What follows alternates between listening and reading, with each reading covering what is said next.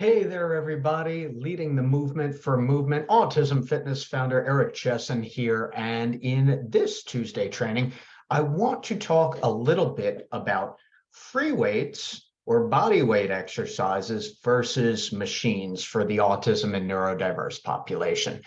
So I love the history and going behind as to why things are the way they are, especially when it comes to physical culture and exercise, strength and conditioning, all of these things. So if we look at machines were around, cable and pulley systems were around even in the early 1900s. Part of the industrialized era, particularly in the United States.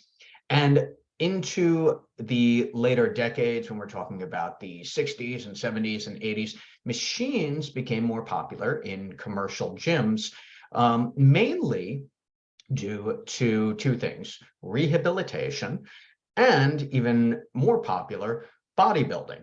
Because with the invention of, and you can look all this up later, with the invention of the Nautilus or universal machine, machines were really built for and dedicated to bodybuilding and increasing hypertrophy, largely for aesthetics, whether people were competing or just in general wanted to be bigger and look better. And fine, nothing wrong with that necessarily. The other reason that machines are highly popular in commercial settings is that the leg press machine tells the person exactly what to do.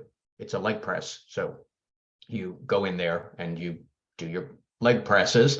Same thing with a chest press machine. Same thing with preacher curl machine. Any of these machines. Now, here's the issue when we're talking about the autism and neurodiverse population, is that just because something is highly popular or highly prevalent in a commercial gym or even a rehabilitative setting, of course, as I'm talking, the dog wanders in as well. In those types of situations, even though they're popular, it may not be and probably isn't the best choice for our athletes. And I'm going to give a few reasons as to why. Number one, because of that purpose, most machines are there to isolate a muscle. And what we know about our autism and neurodiverse populations is what we want to create are healthier, better movement patterns throughout a full range of motion. So when we talk about the major movement patterns, squatting, pushing, pulling, carrying, both with upper and lower body, what we want to do is create an efficient movement pattern through a full, healthy range of motion. We also, as much as possible, want the athlete standing, right, as opposed to sitting. When they sit, especially with our athletes, are they creating interabdominal pressure in order to stabilize the spine? Questionable at best. We always don't know. Are they going to be in an optimal postural position? When someone is standing, we can coach this a lot better. When they're sitting or when they're fixed in a machine, it's going to be a lot more difficult. Secondly, we're not looking at isolation. We want that full body movement, even when we're talking about a squat. So there is a safety issue with this as well, particularly when we're talking about eccentric control, being able to lower with control, being able to, if we're doing an overhead press with our athlete, having the athlete press with full range of motion and then bring that weight down slowly. That's not something that is necessarily going to be the safest when utilizing a machine.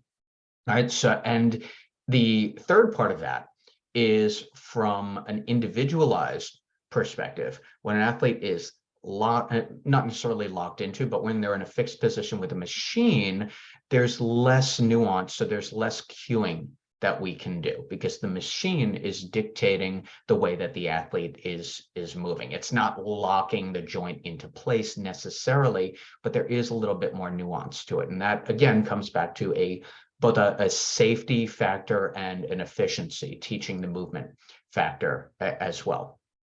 Then we look at an adaptive standpoint. If we have an athlete who may have some significant behavioral challenges, whether it is they're going to try to escape the situation, or they are averse to that particular exercise or that particular situation.